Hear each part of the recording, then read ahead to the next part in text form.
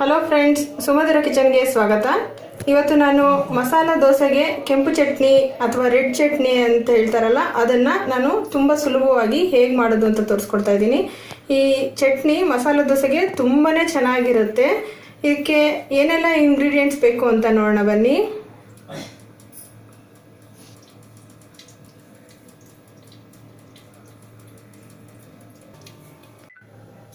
ಮೊದಲಿಗೆ ಕಡಲೆಬೇಳೆ 1 ಸ್ಪೂನ್ನಷ್ಟು, ಧನಿಯಾ 1.5 ಟೇಬಲ್ ಸ್ಪೂನ್ನಷ್ಟು, ಜೀರಿಗೆ ಅರ್ಧ ಟೇಬಲ್ ಸ್ಪೂನ್ನಷ್ಟು, ಹಾಗೆ ಗುಂಟೂರು ಮೆಣಸಿನಕಾಯಿ 2, ಬ್ಯಾಡಗೆ ಮೆಣಸಿನಕಾಯಿ 10ರಿಂದ 12 ಖಾರಕ್ಕೆ ತಕ್ಕಂತೆ ನೋಡಿಕೊಂಡು ತಗೊಳ್ಳಿ.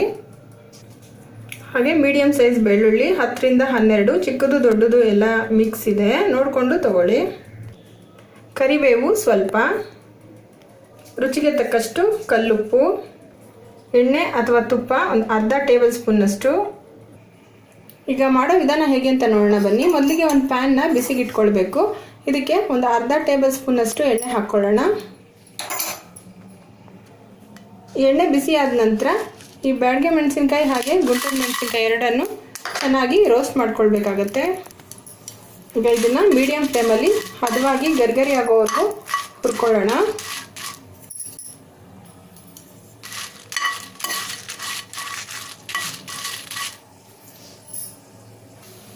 ಈಗ ಹುರ್ಕೊಂಡಿದ್ದಾಗಿದೆ,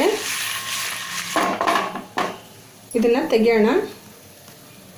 ಇದನ್ನು ಒಂದು ಪ್ಲೇಟಿಗೆ ಶಿಫ್ಟ್ ಮಾಡ್ಕೊಳ್ತಾ ಇದ್ದೀನಿ.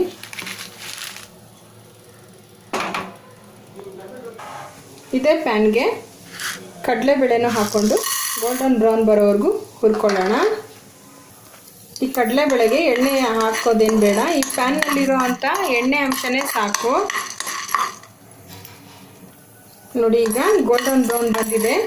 ಈಗ ಒಂದು 30 ಸೆಕೆಂಡ್ಸ್ ಅಷ್ಟು ನಾವು ಈ ಧನಿಯಾ ಹಾಗೆ ಜೀರಿಗೆನ ಇದಕ್ಕೆ ಹಾಕ್ಕೊಂಡು ಫ್ರೈ ಮಾಡ್ಕೊಳ್ಳೋಣ. ಒಂದು 30 ಸೆಕೆಂಡ್ಸ್ ಫ್ರೈ ಮಾಡಿಕೊಂಡ್ರೆ ಸಾಕು, ಜಾಸ್ತಿ ಫ್ರೈ ಮಾಡ್ಕೊಳ್ಳೋ ಅವಶ್ಯಕತೆ ಏನಿಲ್ಲ.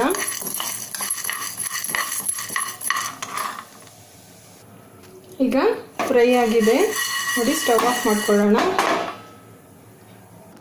ಈಗ ಈ ಕೆಂಪು ಚಟ್ನಿ ಮಾಡೋದಕ್ಕೆ ಒಂದು ಜಾರ್ ತಗೊಳ್ಬೇಕು. ಹಾಗೆ ನಾವು ಮೊದಲೇ ಹುರಿದಿಟ್ಟಿರೋ ಅಂಥ ಬ್ಯಾಡಗೆ ಮೆಣಸಿನ್ಕಾಯಿ ಹಾಗೆ ಒಣಮೆಣಸಿನ್ಕಾಯಿನ ಹಾಕ್ಕೊಳ್ಳೋಣ. ಹಾಗೆ ಹುರಿದಂಥ ಧನಿಯಾ, ಜೀರಿಗೆ, ಕಡಲೆಬೇಳೆನ ಸಹ ಹಾಕ್ಕೊಳ್ಳೋಣ. ಹಾಗೆ ಇದಕ್ಕೆ ಬೆಳ್ಳುಳ್ಳಿ ಇಷ್ಟಪಡೋದಾದರೆ ಫ್ಲೇವರ್ನ ಇನ್ನೂ ಸ್ವಲ್ಪ ಜಾಸ್ತಿ ಬಳಸ್ಬೋದು. ಕರಿಬೇವು ಹಾಗೆ ರುಚಿಗೆ ತಕ್ಕಷ್ಟು ಉಪ್ಪು. ಈಗ ಇವೆಲ್ಲವನ್ನು ಡ್ರೈ ಆಗಿ ರುಬ್ಕೊಳ್ಬೇಕಾಗತ್ತೆ. ಈಗ ಇದನ್ನ ರುಬ್ಕೊಳ್ಳೋಣ. ಈಗ ಇದಕ್ಕೆ ಸ್ವಲ್ಪ ನೀರು ಹಾಕ್ಕೊಂಡು ರುಬ್ಕೊಳ್ಳೋಣ. ತುಂಬ ನೈಸ್ ಪೇಸ್ಟಾಗಿ ರುಬ್ಕೊಳ್ಬಾರ್ದು, ಸ್ವಲ್ಪ ತರ್ತರಿಯಾಗಿಯೇ ಇರಬೇಕು. ನೋಡಿ, ಈಗ ರುಚಿಕರವಾದ ಮಸಾಲ ದೋಸೆಗೆ ಕೆಂಪು ಚಟ್ನಿ ರೆಡಿಯಾಗಿದೆ. ನೋಡಿ, ಇಷ್ಟು ತರ್ತರಿಯಾಗಿರಬೇಕು. ಈಗ ಇದನ್ನು ಸರ್ವಿಂಗ್ ಬೌಲ್ಗೆ ಹಾಕ್ಕೊಳ್ಳೋಣ. ನೋಡಿ, ಈಗ ರುಚಿಕರವಾದ ಕೆಂಪು ಚಟ್ನಿ ಮಸಾಲ ದೋಸೆಗೆ ರೆಡಿಯಾಗಿದೆ. ತುಂಬಾ ರುಚಿಯಾಗಿರುತ್ತೆ. ಹೋಟೆಲ್ಗಳಲ್ಲೂ ಸಹ ಇದೇ ರೀತಿಯೇ ಮಾಡೋದು. ಇದೇ ರೀತಿ ನೀವು ಖಂಡಿತವಾಗ್ಲೂ ಈ ರೆಸಿಪಿನ ಟ್ರೈ ಮಾಡಿ ನೋಡಿ, ಹೇಗಿತ್ತು ಅಂತ ಕಮೆಂಟ್ ಮಾಡಿ. ಹಾಗೆ ನಿಮಗೆ ರೆಸಿಪಿ ಇಷ್ಟ ಆದರೆ ನಿಮ್ಮ ಫ್ರೆಂಡ್ಸ್ಗಳಿಗೆ ಶೇರ್ ಮಾಡಿ, ಲೈಕ್ ಮಾಡಿ. ಹಾಗೆ ನಮ್ಮ ಚಾನಲ್ಗೆ ಸಬ್ಸ್ಕ್ರೈಬ್ ಆಗೋದನ್ನು ಮರಿಬೇಡಿ. Thank you.